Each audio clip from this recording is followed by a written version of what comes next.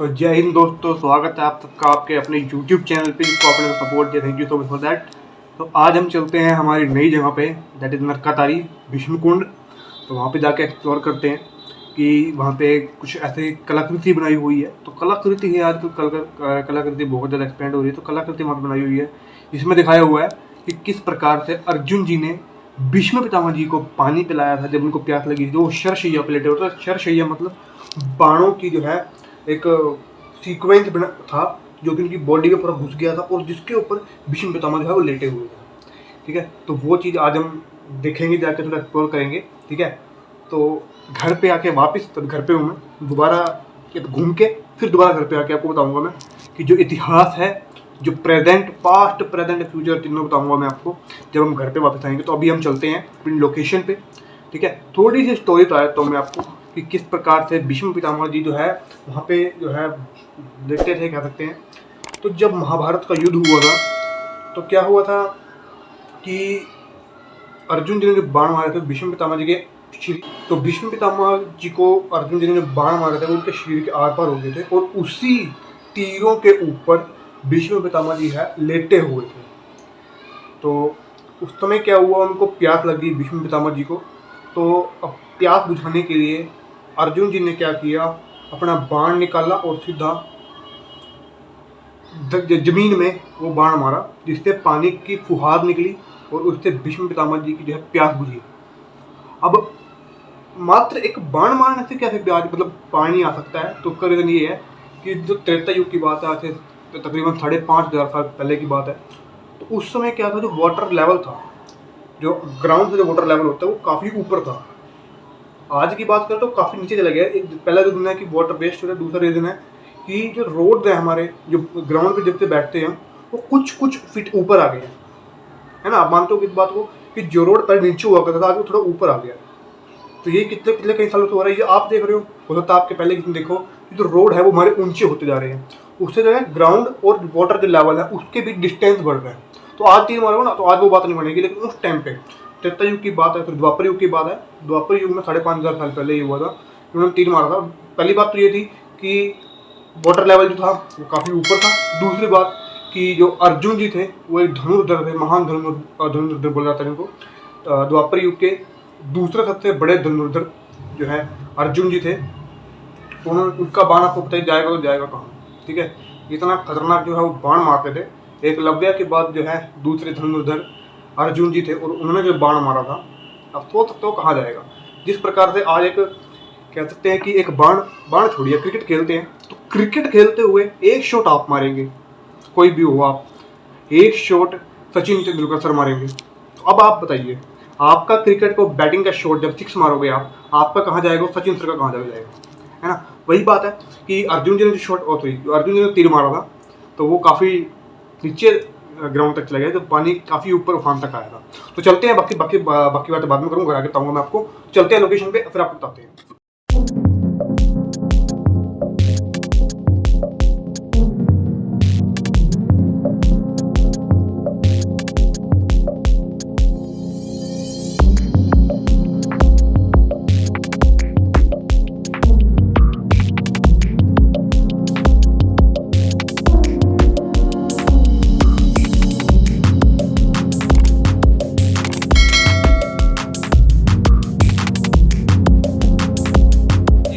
आ गए हैं हम नरकातारी। ठीक है, हाँ जी, तो आ गए हम नरकातारी भीष्म कुंड, बाणगंगा जिसको बोलते हैं। तो ये कुछ पिलर बने हुए हैं, तो कुछ लिखा हुआ है, ये मैं आपको बाद में दिखाऊंगा। पहले आपको एक बार जो मूर्ति के बारे में बात कर रहा था ना, मूर्ति दिखा देता हूँ, कितनी बढ़िया और अच्छी मूर्ति बनी हुई है। ये देखिए यहाँ पे कैसे दिखाया हुआ है कि जो अर्जुन जी ने कैसे भीष्म पितामह जी की जो है प्यास बुझाई थी।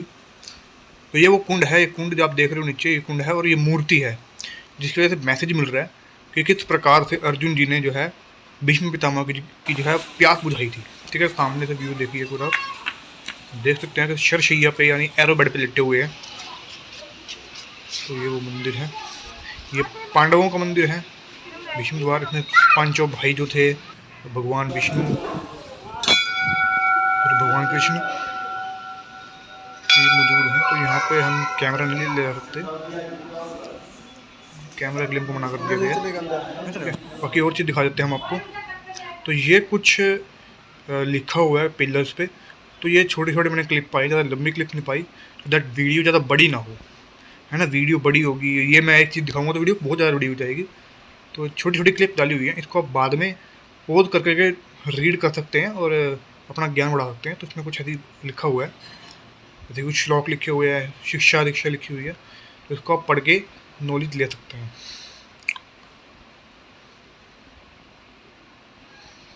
तो ये एक बार सामने से देख लेते हैं हम। ये देखिए किस प्रकार से कलाकृति बनाई हुई है ना। और ये कुछ लिखा हुआ है, थोड़ा पुराना हो गया। और ये हनुमान जी की मूर्ति है, बहुत बड़ी मूर्ति है ये। ठीक है, चलते हैं फाइनली एट होम। सबसे पहले तो सॉरी की वीडियो छोटी बनी है। रीज़न उसका ये था कि जो बाहर की जो स्ट्रक्चर बने हुए थे वो सब दिखाने के बाद जब हम मंदिर की तरफ बढ़े तो हमें रोक लिया गया कि कैमरा अंदर अलाउ नहीं है। तो उस रीज़न की वजह से जो बाकी का शूट है वो हमें रोकना पड़ा, और जितना हम शूट करके लाए वही आपको दिखा दिया है ना। अब बात करें हम आगे की, तो भीष्म पितामह जी से जिनका रिलेटेड है, जो बाण गंगा की हम बात कर रहे हैं, भीष्म कुंड जिसको बोला जाता है। तो भीष्म पितामह जी जो थे वो कौरव और पांडवों के दादाजी थे, यानी कि शांतनु और गंगा जी के पुत्र थे। और जो भीष्म पितामह थे उनके भाई के जो है वो पोते थे, यानी कि डायरेक्ट और इनडायरेक्टली पोते उन्हीं के हुए, यानी कि दादाजी हुए उनके।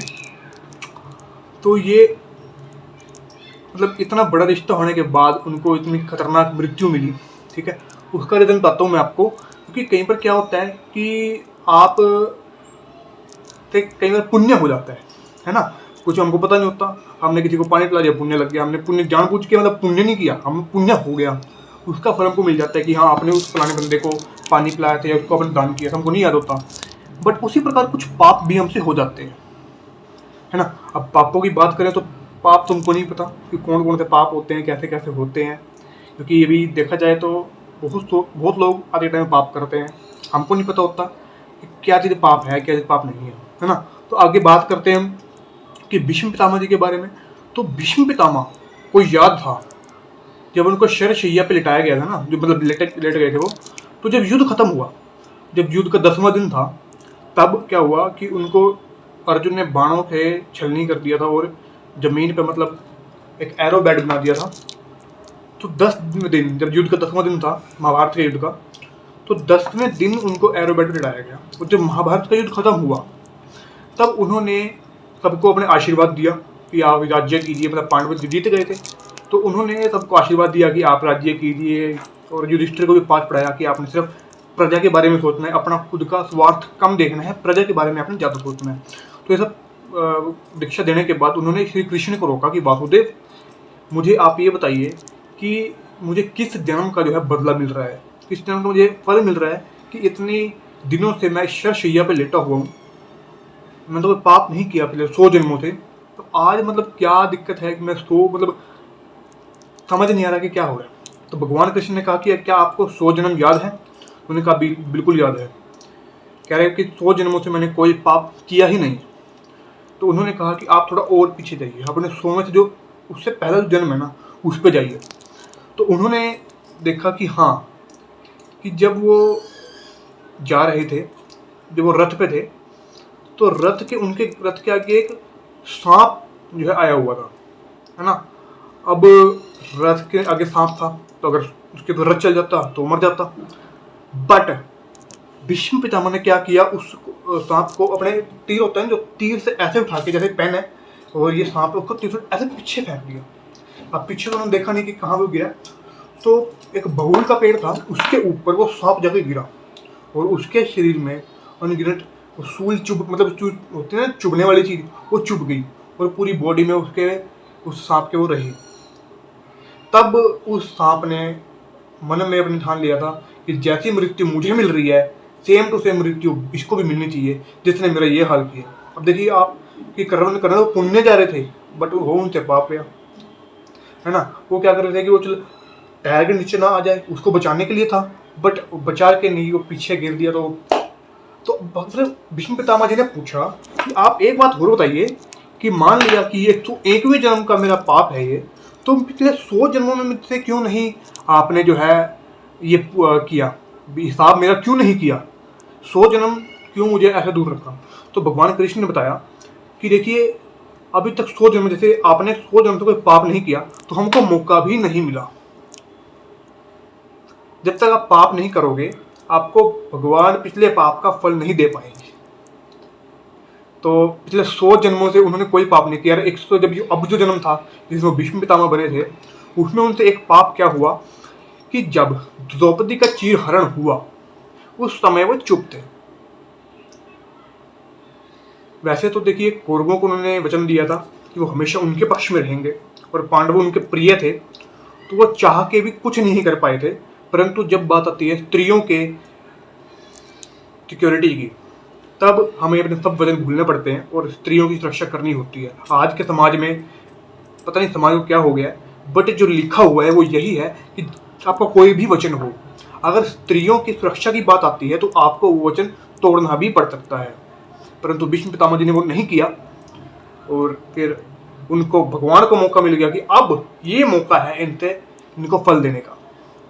तो ये कारण था कि जो भीष्म पितामह जी हैं शरशैया पे लेटे थे, नहीं तो उन्होंने ऐसा कोई पाप नहीं किया था कि उनको शरशैया पे लिटाया जाए। उस पिछले जन्म का पाप इस जन्म में इसलिए मिला, द्रौपदी का चीरहरण उन्होंने नहीं रोका, कुछ भी उन्होंने प्रतिक्रिया नहीं की। जब उनको दांव पे लगाया गया तब भी युधिष्ठिर को कुछ नहीं बोला, हारने के बाद भी दुर्योधन को कुछ नहीं बोला, और जब चीरहरण हो रहा था तब भी दुशासन को कुछ नहीं बोला। थोड़ी बहुत ही प्रतिक्रिया की कि आप लोग गलत कर रहे हो, बट वो उस लहदे में नहीं थी कि उसको रोक सके, क्योंकि दादाजी की बात समझ सकते हैं आप। बाकी देखा जाए तो कौरव भी बात को नहीं मानते थे, किसी की बात को वो नहीं मानते थे, वो अपनी ही चलाते, दुर्योधन की ही बात मानते थे। दुर्योधन शकुनी की बातें मानता था। अब शकुनी भी बाद में स्वर्ग।